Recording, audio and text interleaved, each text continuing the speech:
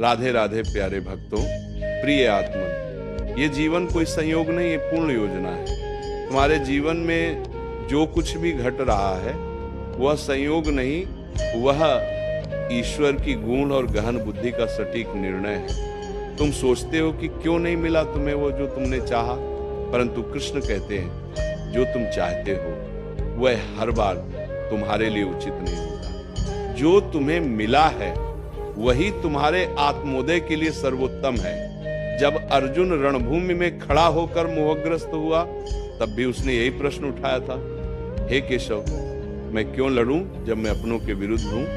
और तब कृष्ण ने कहा, यह युद्ध तेरा कर्म है, तेरा धर्म है। जब हम जीवन में दुख, हानि, असफलता और कठिनाइयों से गुजरते हैं तब हम ईश्वर को दोष देने लगते हैं। हम कहते हैं, हे कृष्ण, ये मेरे साथ ही क्यों? परंतु कृष्ण मूक नहीं रहते, वे उत्तर देते हैं, हे आत्मन, तू देख नहीं सकता उस व्यापक योजना को जो मैंने तेरे लिए रची है। तू केवल एक क्षण देख सकता है, पर मैं संपूर्ण भविष्य को देखता हूं। जैसे एक बच्चा डॉक्टर की कड़वी दवा को पीना नहीं चाहता, वैसे ही हम भी जीवन की कठिनाइयों से बचना चाहते हैं। पर कृष्ण कहते हैं, कड़वाहट से ही आरोग्यता आती है, पीड़ा से ही परिपक्वता। हर बार जब तुम्हारा कोई सपना टूटता है, समझो कृष्ण ने उसे इसीलिए तोड़ा क्योंकि वो सपना तुम्हें मिटा देता। हर बार जब कोई व्यक्ति तुम्हें छोड़कर चला जाता है, समझो कृष्ण ने उसे हटाया क्योंकि उसका साथ तुम्हें भ्रम में रखता। जब किसी अवसर का द्वार तुम्हारे लिए बंद हो जाता है, समझो कृष्ण ने उसे रोका क्योंकि वह अवसर तुम्हें मार्ग से भटका देता। वह तुम्हें वह नहीं देता जो तुम चाहते हो, वह तुम्हें वह देता है जो तुम्हें उन्नत करता है। कृष्ण जानते हैं कि कौन सा संबंध तुम्हारे आत्मिक विकास को बाधित करता है। वे जानते हैं कौन सी सफलता तुम्हारे अभिमान को बढ़ा देगी।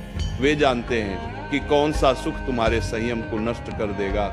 इसीलिए जब वह कुछ छीनते हैं तब रोना नहीं, समझना ये वरदान है। भले ही तुम्हें वह श्राप लगे, कृष्ण कभी तुम्हें खाली नहीं छोड़ते। वे बस तुम्हारे हाथों से विष हटाकर अमृत के पात्र भरते हैं। याद करो द्रौपदी को, जब वो चीरहरण के समय सब द्वारों को खटखटा चुकी थी, सब सहारे समाप्त हो चुके थे, तभी कृष्ण आए। क्यों?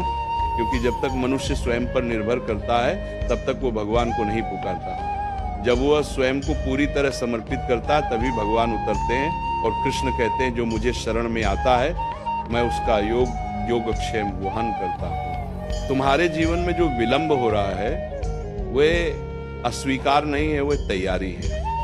ईश्वर देर से देता है, पर देता वही है जो सर्वोत्तम होता है। एक बीज को वट वृक्ष बनने में समय लगता है, परंतु एक बार वह बन जाए तो सदियों तक छाया देता है।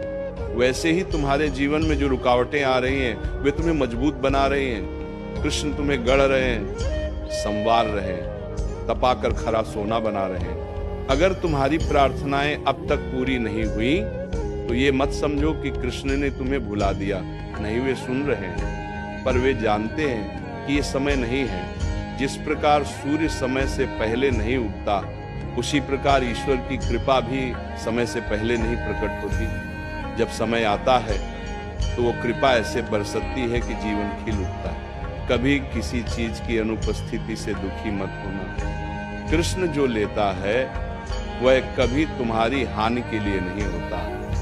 वह जो देता है वह सदा तुम्हारे लाभ के लिए होता है। जब गोपियों ने कृष्ण से जुदाई पाई, वे रोईं, तड़फीं, पर वही विरह उन्हें ईश्वर से एकाकार कर गया। जब तुम किसी प्रिय वस्तु से वंचित होते हो तब तुम्हारा हृदय रिक्त होता है, और रिक्त हृदय में ही तो ईश्वर का वास संभव है।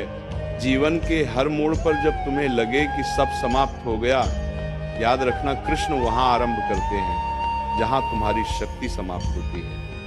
वे तुम्हारे अश्रु पोंछते हैं, पर पहले तुम्हें रोने की अनुमति देते हैं ताकि तुम्हारा हृदय हल्का हो सके। वे तुम्हारी टूटन को जोड़ते हैं, पर पहले वे उस अहं को तोड़ते हैं जो तुम्हें अपने ही मार्ग में बाधक बनाता है। जब जीवन में तुम्हें लगे कि चारों ओर अंधकार है, कोई राह नहीं दिखती, सब प्रयास निष्फल हो गए हैं, तब भीतर से एक आवाज आती है जो कहती है, डर मत मैं तेरे साथ हूं।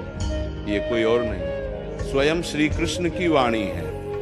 वह वाणी जो तुम्हारे भीतर हर समय गूंजती रहती है, पर तुम्हारी चंचलता उसे सुनने नहीं देती। और जब सब शोर शांत हो जाता है, तब वही वाणी कहती है, मैं जानता हूं तू क्या चाहता है, पर मैं वही दूंगा जो तेरे लिए ठीक है।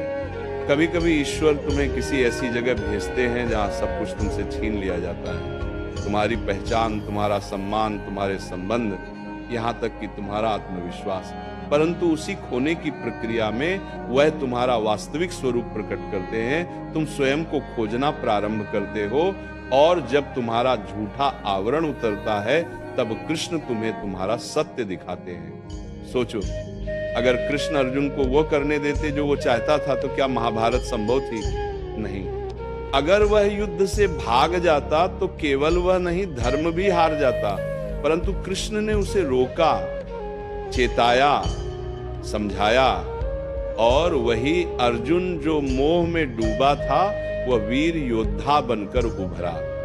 इसी तरह जब तुम कहो कृष्ण ये रास्ता कठिन है, तो कृष्ण मुस्कुराकर कहते हैं, मैंने तुझे योद्धा बनने को चुना है, सन्यासी नहीं। तुम्हें अपने जीवन में जो कुछ भी